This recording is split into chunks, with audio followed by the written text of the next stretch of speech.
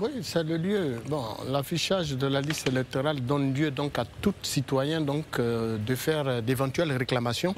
Parce qu'on se souvient que les partis politiques se plaignaient bel et bien de la présence sur la liste d'un certain nombre de citoyens qui n'y avaient pas droit et qui n'avaient pas le droit d'y être. Oui. Et donc, pour ce faire, je pense que l'occasion leur est donnée de venir confondre donc la CEI avec les observations que ces partis ont eu à faire sur non seulement les doublons constatés sur cette liste.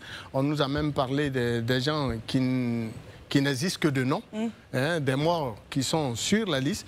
On nous a parlé, c'est aussi le lieu pour ceux qui savent de venir dire que telle personne ne mérite pas d'être sur la liste. Le contentieux donc ouvert à partir du 22 mars. Le contentieux s'ouvre maintenant pour les cas de radiation, surtout abusive, mais également pour les électeurs fictifs. Parce qu'on nous a beaucoup parlé d'électeurs fictifs, c'est le lieu de venir confondre la CEI. Mais il n'en demeure pas moins de rappeler que nous en appelons toujours à une révision de la liste électorale. Si véritablement la loi l'exige, il faut que cela se fasse et c'est notre appel à la CEI.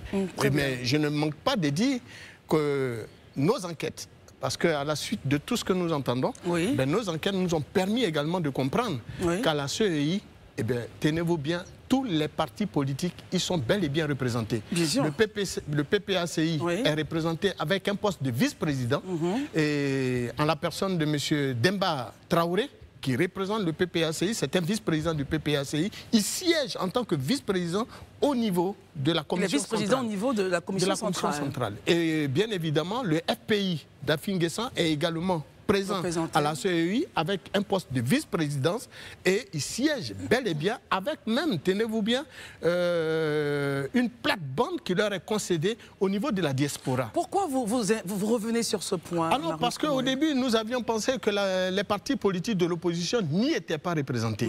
Mais nous avons été malheureusement, ou alors j'allais dire, bel et bien surpris dans notre enquête de savoir que le PDCI y est bel et bien avec un représentant et un poste de vice-président. Et ces vice-présidents de ces partis de l'opposition sont payés avec justement les avantages et les indemnités. C'est normal, ils travaillent pour l'État, ils doivent être payés. Mais donc il faut reconnaître que les décisions qui sont prises par la CEI et qui sont annoncées par des communiqués sont des décisions prises de façon, tenez-vous bien, collégiale. Et donc, ça n'est même pas, c'est pas des décisions... Collégiale avec qui? Avec, justement, toute l'opposition représentée. Vous nous dites que les représentants des partis politiques à la CEI, évidemment, donc tout l'agenda qui a été présenté par Daouda n'est pas étranger. Cet agenda a été fait de concert avec les différents représentants à la CEI. Vous l'avez tout compris, y compris tous les communiqués qui parviennent aux populations ivoiriennes. Les états-majors sont informés. Le PPACI est assis là-bas avec Demba Traoré. Le PDCI y est assis avec un poste de vice-présidence. Et le FPI est assis là-bas avec un poste de vice-présidence. Que devons-nous comprendre? Mais nous devrons comprendre que la CEI est l'émanation des partis politiques. Et donc que les décisions qui sont prises au sein de la commission centrale émanent donc de tous les partis politiques de Côte d'Ivoire. Alors pourquoi crie-t-on haro? En principe, ça devrait être les Ivoiriens, la société civile que nous constituons, qui devront élever la voix, et non pas les partis politiques qui sont eux-mêmes partie prenante des décisions de la commission centrale. Je tenais vraiment à faire cette clarification et je mets quiconque au défi de nous attester le contraire. On va pas arriver. Bon, enfin, Élisée Bouloub, vous êtes en accord avec les points de Daouda ou vous dites attention, il y a peut-être des choses à rajouter? Allez-y. Non, moi je pense déjà qu'il faut noter que ce communiqué de la CEI s'inscrit dans l'ordre normal des choses. La CEI avertit les populations que très bientôt elle va rendre publique la liste électorale provisoire. Voilà, la liste électorale provisoire et qui devrait logiquement aboutir à l'ouverture du contentieux. Vous savez que depuis quelques années, je dirais même, on a entendu ici qu'il existe sur la liste électorale de nombreuses personnes qui ne devraient pas y figurer. En tout cas, c'est la ligne de défense, ou du moins la ligne choisie par certains partis politiques qui estiment qu'il y a beaucoup de personnes qui sont sur la liste de façon irrégulière. Donc je pense déjà que c'est une opportunité qui est donnée de prouver effectivement que ces personnes-là n'existent pas et éventuellement, si tel était le cas, de les extirper de la liste électorale. Mais je voudrais rappeler une chose, parce que c'est important. Vous savez, nous sommes contemporains de l'histoire de la Côte d'Ivoire. Les jeunes jeunes, là, les plus jeunes méritent de comprendre. Maintenant, les plus anciens, pour qui l'histoire de la Côte d'Ivoire ne leur dit absolument rien, mais qui aujourd'hui, subitement, se sentent intéressés, méritent aussi de comprendre. Comment on arrive même à l'élaboration de la liste électorale? Celle actuellement qui pose problème. Comment on y arrive? Il est important que la pédagogie soit faite. Allez-y, Élisée. Ça sort des accords politiques de Ouagadougou 2008-2009. Et les acteurs politiques, je les regarde à la caméra et je le dis et je les mets au défi de me dire que c'est faux. Les acteurs politiques prépondérants de la politique ivoirienne aujourd'hui ont décidé à Ouagadougou, suite aux accords politiques de Ouagadougou, d'établir une liste électorale. Et cette liste électorale-là, qu'est-ce qui avait été conclu? Vu que on était dans une situation de sortie de crise. Ils ont convenu, et je le dis et je répète devant les Ivoiriens, que l'enrôlement sur la liste électorale se fasse avec un extrait d'acte de naissance. Et ce processus a été couplé avec la carte nationale d'identité. Pourquoi c'est important pour vous de le notifier? C'est important de le dire, pour qu'on comprenne d'où on est quitté pour arriver là, pour comprendre comment les acteurs politiques, de par leur attitude, nous mettent dans une situation aujourd'hui dont ils veulent se dédouaner. C'est important que les Ivoiriens sachent que c'est eux les responsables. Ils se sont accordés. Ce processus était conduit par le Premier ministre Guillaume Soro à l'époque. Et il avait été couplé avec l'obtention de la carte nationale d'identité. Donc quand tu viens requérir la carte nationale d'identité, automatiquement, tu es sur la liste électorale. Mais c'est ce qui justifie qu'aujourd'hui, des gens qui s'en vont se faire enrôler et qui voient leur nom sur la liste sont étonnés. Ils disent, mais moi, je ne me suis jamais enrôlé pour une liste électorale. Mais ils oublient qu'ils se sont enrôlés pour avoir la carte d'identité jaune. Oh, ce processus était couplé. Voilà ce qui justifie qu'il y a des gens qui aujourd'hui s'en vont se faire enrôler et puis ils voient qu'ils ont leur nom sur la liste. Parce que c'était un processus couplé. Et si tu viens à ta pièce d'identité, pardon, avec ton extrait d'acte de naissance, on t'établira la pièce d'identité, mais tu seras systématiquement aussi sur la liste électorale. Ça, c'est les acteurs politiques qui ont décidé de ça, de cette manière-là. Et il s'est avéré maintenant que dans les années 2014-2015, sous l'égide même des institutions internationales telles que l'USAID, on aura l'occasion d'en parler, et encore je dis, je les mets au défi de me prouver que c'est faux.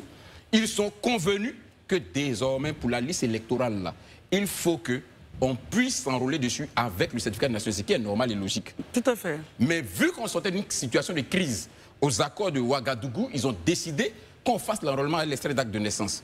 Donc moi, je peux comprendre effectivement que sur cette base-là, il y a des personnes qui en réalité ne sont pas ivoiriennes, mais qui se retrouvent sur la liste électorale. Mais qui est responsable? C'est vous, les acteurs politiques. C'est pas Cuibier, c'est pas Cuibier, c'est vous les acteurs politiques qui êtes responsables. Donc prenez bien votre responsabilité de le reconnaître. Et puis à cette humilité-là, vous dites oui, on a pris une décision dans l'euphorie à l'époque, parce qu'on pensait que c'était la voie de sortie de crise, mais on se rend compte que ce n'est pas normal. Et aujourd'hui, avec du recul et de l'humilité, on décide donc de revoir les choses. Mais ne donnez pas l'impression que c'est de la responsabilité d'honnêtes citoyens, des gens parce qu'on les a mis à la tête d'une institution qui sont responsables. Ça aussi, ce n'est pas normal. À un moment donné, dans ce pays-là, il faut que les gens acceptent d'assumer leurs responsabilités. On est tous des hommes. Alors, selon vous, voilà, donc on n'est pas infaillible. Les partis politiques seraient donc au début et à la fin de tout ce qui serait malentendu qu'on a sur la liste. Bien sûr. Donc aujourd'hui que maintenant la situation, on veut qu'elle soit nettement, qu'elle soit clarifiée, Dieu soit loué. On va ouvrir le contentieux. Tous ceux qui ont des preuves qu'on a 3 millions, 5 millions de personnes qui ne devraient pas être sur la liste et tout ça. Mais moi j'applaudis des deux mains. Nous tous qui sommes ici là, notre volonté, c'est que ceux qui vont choisir le président de la République de Côte d'Ivoire soient des Ivoiriens. Ça, c'est notre volonté. Parce qu'il doit prédestiner, je veux dire, il doit présider aux destinées de la Côte d'Ivoire. Et donc, c'est normal que ce soit des Ivoiriens. Donc, nous tous, on le veut. Donc, c'est vraiment, pour moi, arrêtons de nous intéresser à ce qui, à mon sens, ne devrait pas être le principal. Le principal aujourd'hui, il faut qu'on essaie d'épurer cette liste-là. Si on estime qu'elle n'est pas une liste comme il se doit et qu'elle comporte beaucoup de failles. Mais qu'on ait aussi l'honnêteté et l'humilité de reconnaître que nous-mêmes, en tant qu'acteurs politiques, je parle des partis politiques, avons contribué, éventuellement, si cette liste n'est pas une liste fiable, à ce qu'elle ne soit pas fiable. Et qu'on décide donc d'assumer notre responsabilité de corriger.